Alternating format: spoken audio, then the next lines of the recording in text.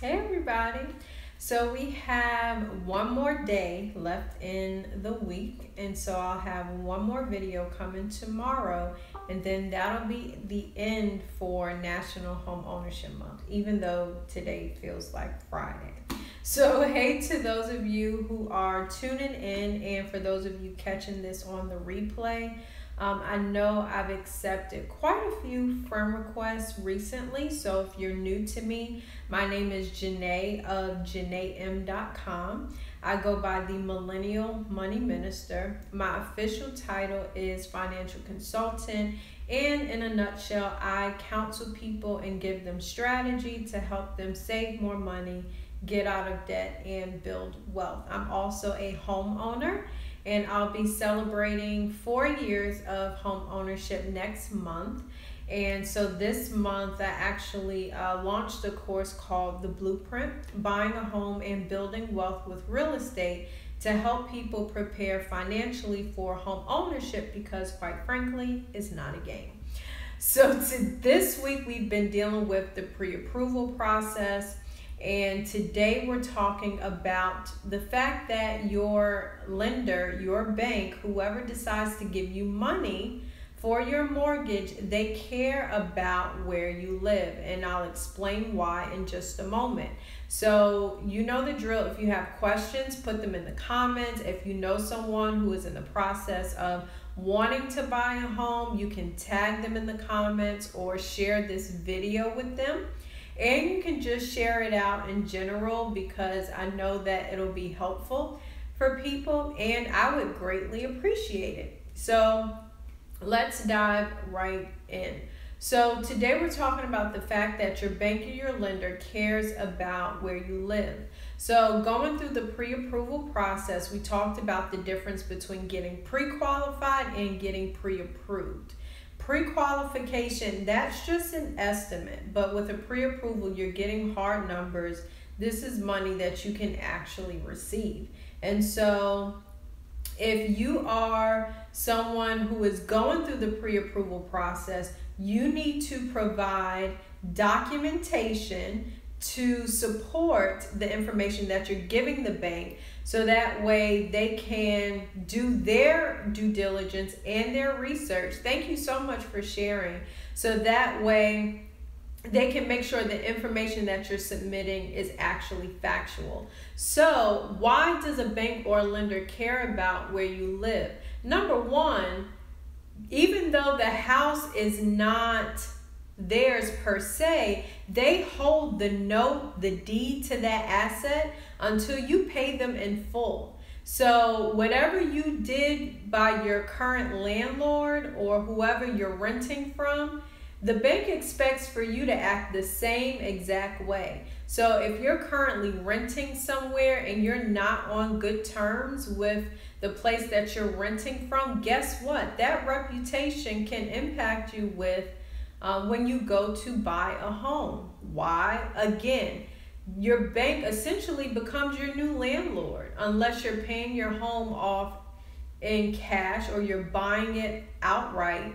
Your bank becomes your new landlord, because essentially you're paying them in the form of a mortgage each month, and they're holding the deed to that house until you pay them in full. And so they want to know, what have you done with the previous places that you lived?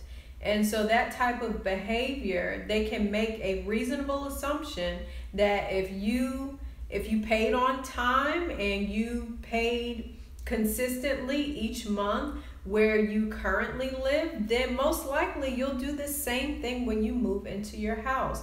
Now on the flip side, if you were late, if you left your home dirty during inspections, then that same information your bank or lender would be interested in knowing.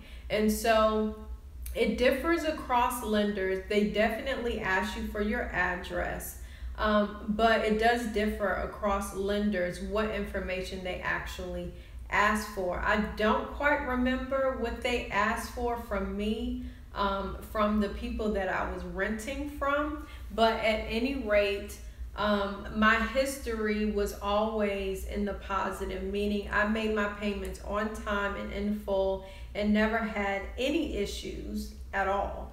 But just like with the employment verification that we talked about earlier this week, I know with some applications, they can ask you for your landlord's name, how much you paid, how to get in contact with them. So you want to be prepared for that, because you don't want that to follow you, going into your new home. So if you are in a situation, where you're not, for whatever reason, you want to make sure that at least on paper you look good. Now, if you're not satisfied with where you're currently living and you're having a bad situation, then you need to look into moving anyway. And especially if you think about the affordable renting rate, if you're paying more than 30% of your gross income per month, it's not even affordable. So if you're not happy and you're paying too much, then you definitely need to look into making other living arrangements, even if it means putting off you buying your home for another year or two. Because in that year or two, you can be paying down your debt, you can be saving more money. So that way, when you go to buy your home, you're in a better position financially. And at the end of the day, that's all that matters. I was looking in I'm a part of this group that I recommend as a great resource. It's called Credit Warriors. If you're somebody who has bad credit and you're trying to get that together, because I'm a person that you can do what you need to on your own for free, and if you need additional support, reach out for help, but at least try to do it on your own. And so one person posted in the group how they were having an issue getting approved for a mortgage because of the fact that they have high student loan debt. And I saw people's comments, because she was asking what can she do, and there was a lot of people saying switch lenders, find a different company to work with, but it wasn't necessarily focused on getting rid of the student loan debt. Someone did post something about changing how she's making her payments, so that way her payments would be a little less, which would bring down her debt to income ratio.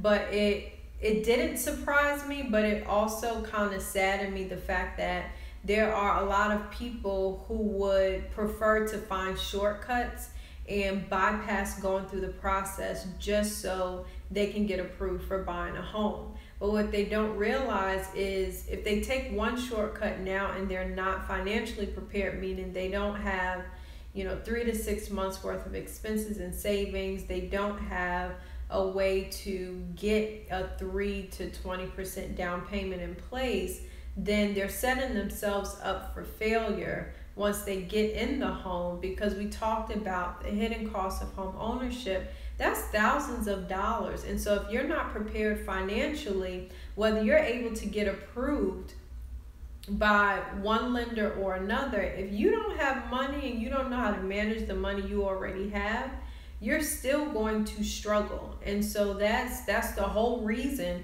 for me sharing these videos, so you don't have to struggle financially as a homeowner.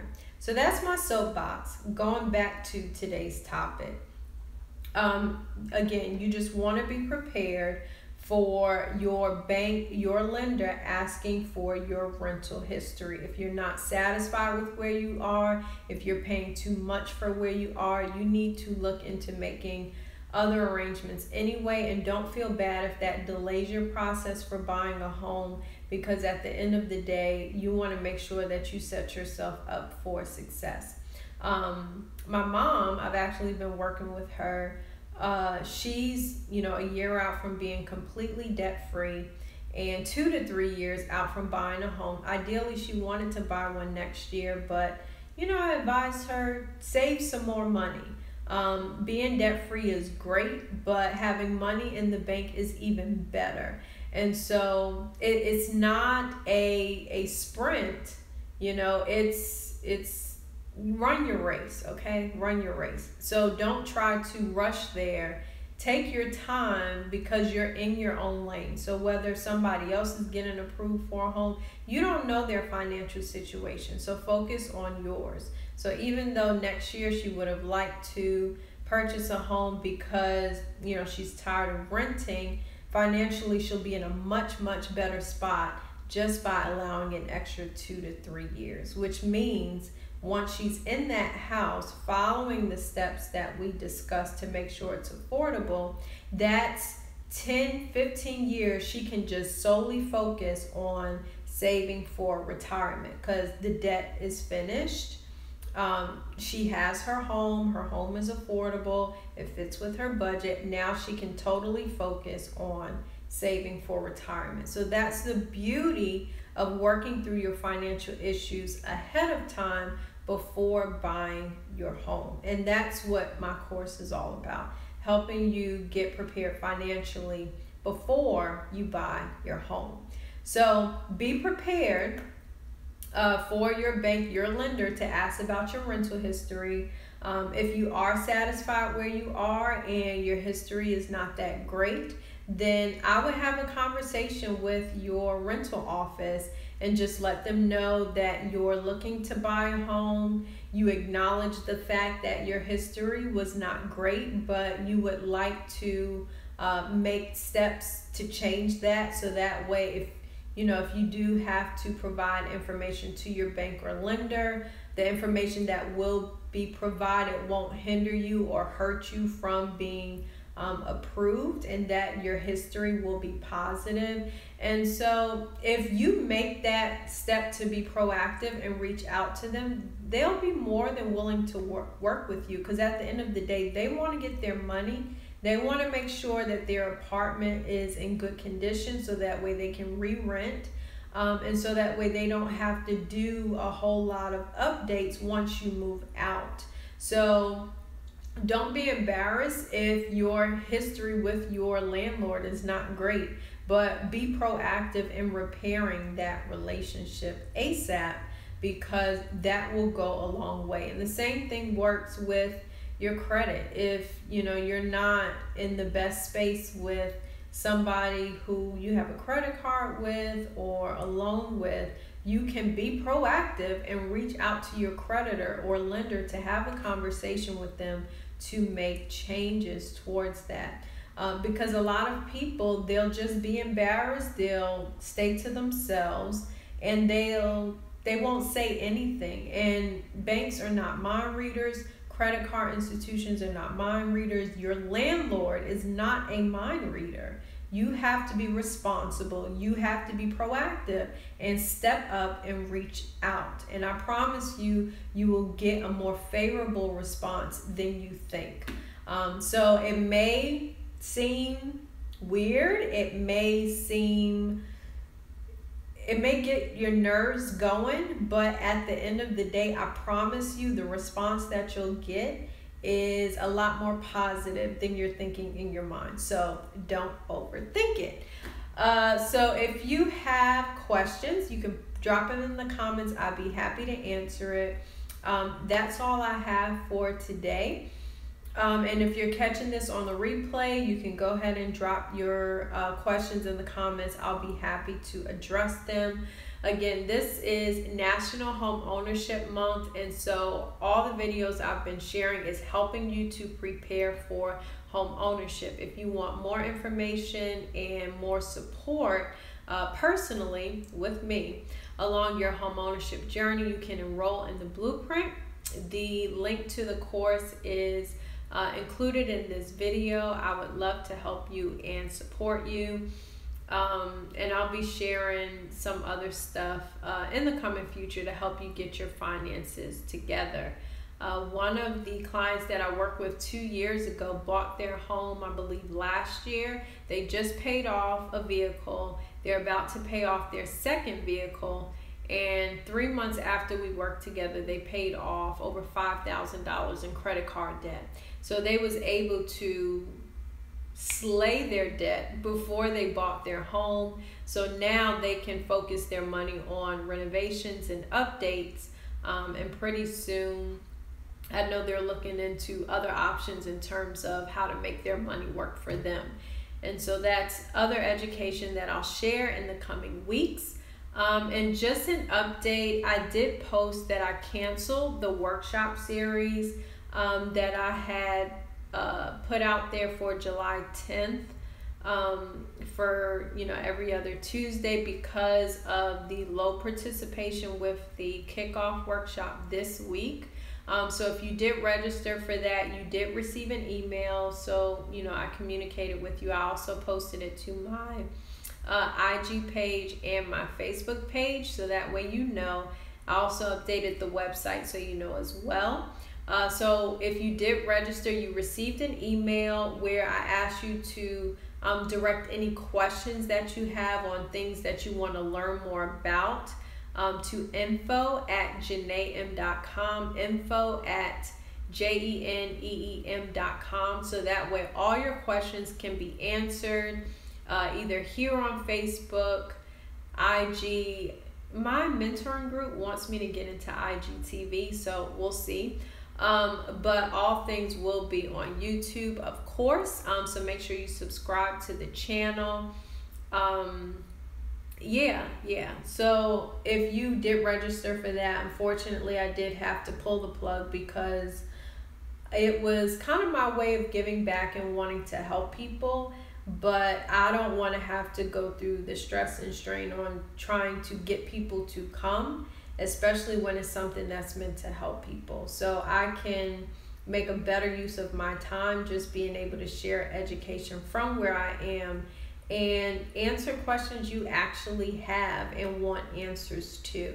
So again, if you register, you received an email. If you have specific questions on things you want to learn more about, just respond to that email. And if you're somebody who marked that you were interested and you were thinking of going, then you can just comment on Facebook what you were interested in learning more about in that post that I made with the update about the workshops, and I'll be happy to address those topics in future videos. So thank you all for tuning in, and for those of you catching this on the replay, please share this. I would greatly appreciate it, or tag someone who you know is preparing to buy a home. I know that this information would be helpful to them. And if you missed prior videos, they're all on the YouTube channel, so head over to @MissJeneeM, @MSJeneem. All the videos from YouTube are posted on my Facebook business page. And I'll be back again tomorrow for the last video in this series. And again, if you want more support and hand-holding along your journey for preparing for home ownership, you can enroll in the blueprint by clicking the link in this video. So thank you for tuning in, and I will catch you all tomorrow. Bye-bye.